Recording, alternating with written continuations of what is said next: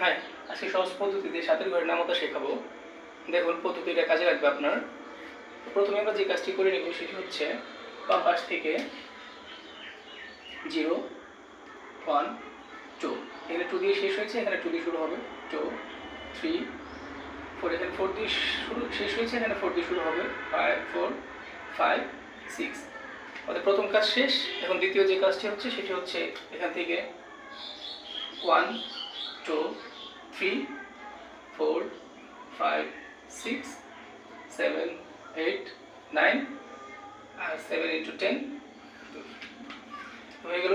Check দিয়ে নিয়ে দেখি, 7 একে 7, 7 দুগুণে 14, 3 7 21, 4 7 28, 5 7 35, 6 7 43, 7 7 49, 7 8 56, 7 9 63, 7 10 70।